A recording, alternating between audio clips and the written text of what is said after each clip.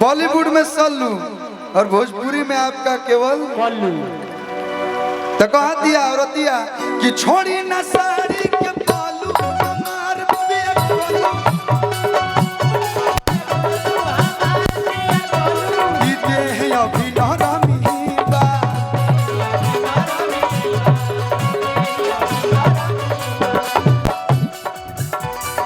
तई जान जा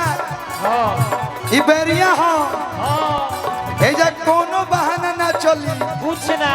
चली भैया ना हो। ए जा तोहर न कवनो बहाना चली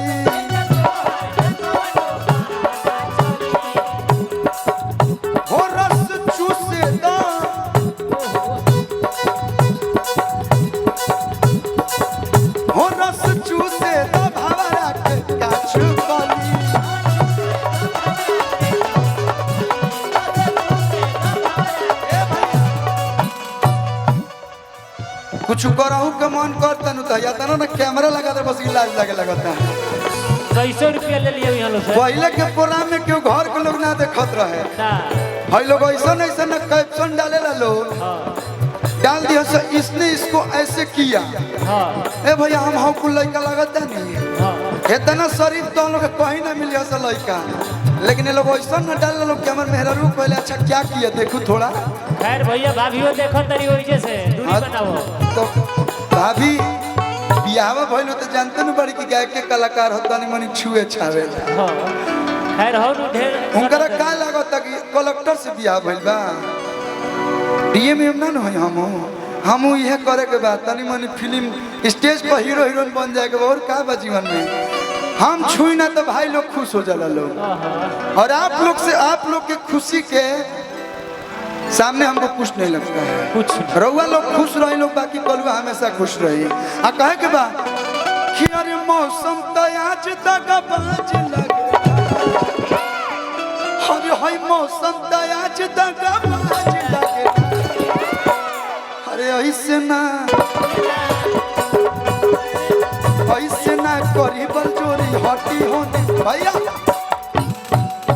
रउआ लोग के एनर्जी देख के हमरो अंदर एनर्जी आवता हमरो एने जागता दम धर बाबू तनी मनी हमू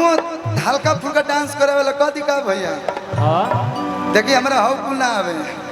हम तो तनी मनी जोन बचपन से सिखले बनी हल्का फुल्का कमर वाला डांस फेर वाला करतनी अच्छा लागी तो ताली बजा दे लोग जगह पर से कि अरे ऐसे ना चोरी बल चोरी हटी होने वहिया छोड़ी लाज लागला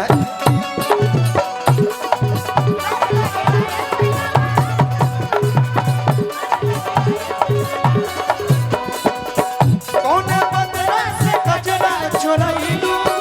कौने फुलवा से खुशबू मंगाइलू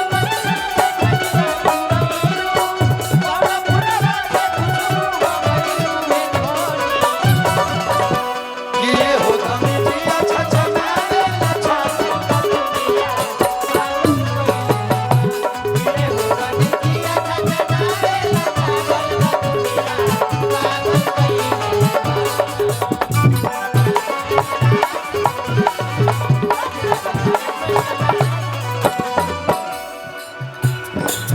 लाज लगला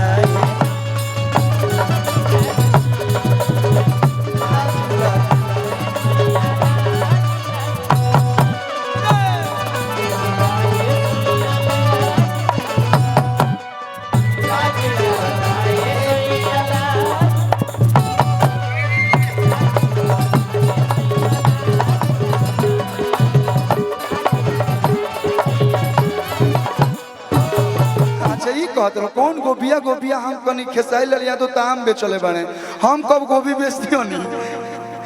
अभी अरे पंडित जी के पैकेट में मोबाइल नोकिया देखो तो लड़का मैं सुन ले बड़े सा हम बियाह हुआ के पूरा में जाते देख 2 घंटा बियाह है गीत गावत नहीं का करी मजा है में बा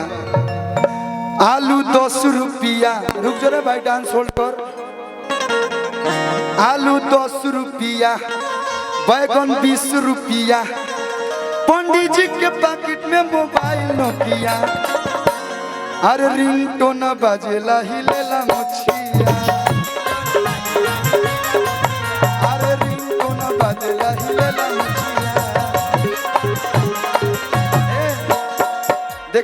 हेमा जी हमनी के आपस में तब जब वो भैया कह देनी आप विजेंद्र भैया एगो सच्चाई बात और वो बहुत अच्छा बात बेटी वाला कनी एक बार जोरदार ताली बेटी खातिर आप लोग बजा दिला गायब गा के जाई हमनी के पूरा परिवार के चाहबा कि हमनी के घरे बेटी आओ कह जाला बेटा भाग्य से बेटी सौभाग्य से तो भाग्य हमनी के नहीं मिलल जब आंसू बाबा के पहला लड़का भइल रुद्र बाबू तो बड़ी हमनी के ठीक बा खुशी तब भाई बेटा भइल बा लेकिन दूसरा पे हमनी करा कि बेटी होई तो प्रोग्राम कराइब से लेकिन बेटा होई तो ना कराइब जा और भगवान करस बबुआ बहन खोजता तो बहन आओ बेटी आओ हमने के हैं देखिए यहाँ के कंजूस नंबर 1 आदमी 25 जनवरी को सेमरी में कार्यक्रम है जितने भी यूट्यूबर भाई हैं सभी लोग सादर आमंत्रित हैं और क्यों देवे मनोज भैया ये हमारे भैया हनुमान भैया यहाँ के 25 जनवरी के प्रोग्राम पर वो सादर आमंत्रित बनी पुल डाक के आ जाए के बाद सेमरी में आई भैया अब रुआ हमारा के भैया कह दिल बनी तो हमनी के तो का कहला अब हऊ सामने सामने ना गावल जाई लेकिन रोगो 2-4 गो गाड़ी गीत गाई हमू 2-4 गो गावत नहीं हमनी के कहीं और हो के देखी जरूरी नहीं के कि लड़के गाड़ी गावस हम गाड़ी गीत काहे गावल स्टार्ट करनी लॉकडाउन में हम घरे रही हम देखनी कि मैं लड़की इंग्लिश गाना बजावते से हिंदी बजावते से जो आजकल के बड़ी सा अब आजकल के लड़की बजावते सा कि चलते रे इश्क में जाते हैं अब हम कौन की ना इधर भोजपुरी के गाना में कौन गया सब मानी चाची मोया लोग गावता नायका नायका गावत रही सो कि टोला महाला गावे जवारी सोर हो गई भसुरा अंगना मिया की देख मुहा चोर हो गई मैं गीतिया के पलट के आई हो दादा कैसन हितावा के चरिता अब ये कुल गीतिया गावत तरी से तो हम कनी यार डिस्टर्ब हो गनी हम कनी कुछ नया कल जाओ बढ़िया कल जाओ आ जब भी भोजपुरी में चाहे बॉलीवुड में जब भी हिट भइल बा तो माटी के चीज हिट भइल बा अभी इतना हमनी के माटी के चीज बा कि कोलू के 2-3 पीढ़ी हो गाना गावत रहे जुनू तो माटी के चीज हमनी के ओराई ना तो एक बार ओ भोजपुरी भाषा का जोरदार ताली बजा दिलो हाँ तिवारी बाबा आप जहाँ कहीं भी हो मंच पे आए तो आई 2-3 गो रोवा गाई माइक तो रे भाई कहला नो कि लोकल यही से नो हम कहाँ कहीं उनका रोहन से हम परेशान हो गए